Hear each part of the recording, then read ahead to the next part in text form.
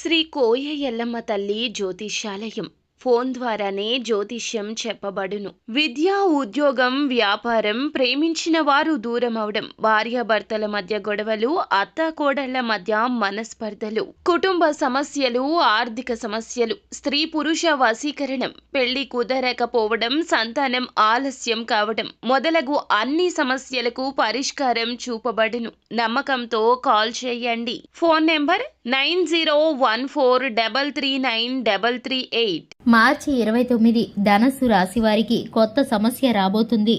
అందరికీ నమస్కారం. ఛానల్కి స్వాగతం. 2025 మార్చి 29న ధనస్సు రాశి వారికి కొత్త సమస్య రాబోతుంది. ఇక ఆ సమస్య ఏ విధంగా ఎవరి ద్వారా రాబోతుందో, ఈ రాశి వారికి సంబంధించిన శుభ అశుభ ఫలితాలు ఏ విధంగా ఉండబోతున్నాయో ఈ వీడియోలో పూర్తిగా తెలుసుకుందాం. వీడియోని ఎక్కడా కూడా స్కిప్ చేయకుండా పూర్తిగా చూసినట్లయితే మేమేం చెప్పబోతున్నామో మీకు అర్థమవుతుంది.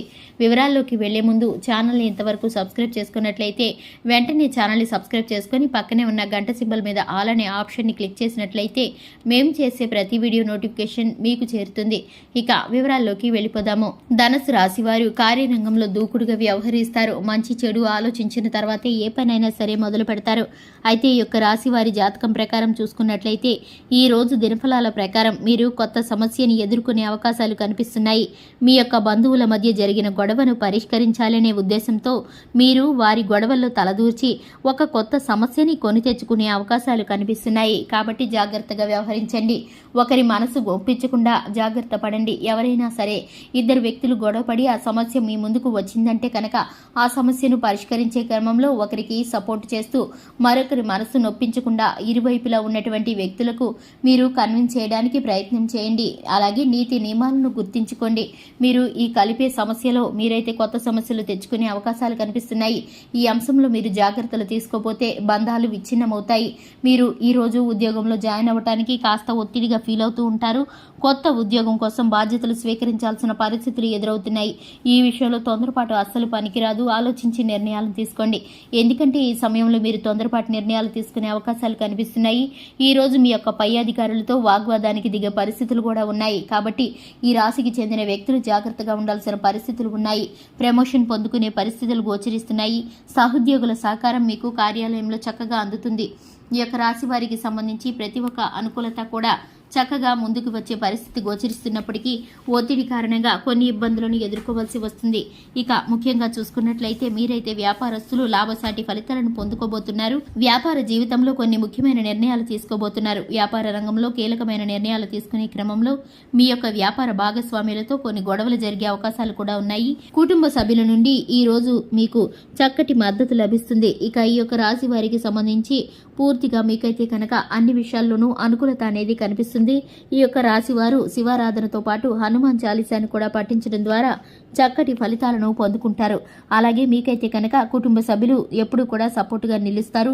కుటుంబ సభ్యుల యొక్క మనసు బాధించకుండా మీరైతే ప్రవర్తించవలసి వస్తుంది. ఎవరైతే విదేశాలకు వెళ్లడానికి ఈ మధ్య కాలంలో ప్రయత్నాలు చేసి రిజల్ట్స్ కోసం ఎదురు చూస్తున్నారో చక్కటి రిజల్ట్ అందిపుచ్చుకుంటారు. ఈ అవకాశం మీ ముందుకు వస్తుంది. మీరు సద్వినియోగం చేసుకోవాలి. అతి త్వరలో మీ యొక్క జాతకం ప్రకారం కనిపిస్తుంది. మీకైతే కనుక ఇప్పుడు దూర ప్రయాణాలు చేసే పరిస్థితులు గోచరిస్తున్నాయి. అపరిచిత వ్యక్తుల వల్ల మీరు మోసపోయే ప్రమాదం కనిపిస్తుంది. కాబట్టి ఈ అంశంలో కూడా మీరు జాగ్రత్తలు తీసుకోవాలి. ఇంటా బయట తినే ఆహారం వల్ల ఫుడ్ పాయిజన్ అయ్యే పరిస్థితులు గోచరిస్తున్నాయి. మీరు ఎక్కడైనా సరే ఆహారం తీసుకునేటప్పుడు 1-10 సార్లు ఆచితూచి మీరైతే కనుక శుభ్రమైన పరిస్థితుల్లోనే ఆహారాన్ని తీసుకోవాల్సి వస్తుంది. మీకైతే కనుక అనారోగ్య సమస్యలు గోచరిస్తున్నాయి. కాబట్టి ఆరోగ్యాన్ని జాగ్రత్తగా చూసుకోవాల్సిన పరిస్థితులు గోచరిస్తున్నాయి. ఆరోగ్యం విషయంలో అస్సలు అశ్రద్ధ పనికిరాదని చెప్పుకోవాలి. ఎందుకంటే మీకున్నటువంటి గ్రహస్థితి కారణంగా అనారోగ్య సమస్యల బారిన పడితే కనుక కోలుకోవడానికి సమయం పడుతుంది.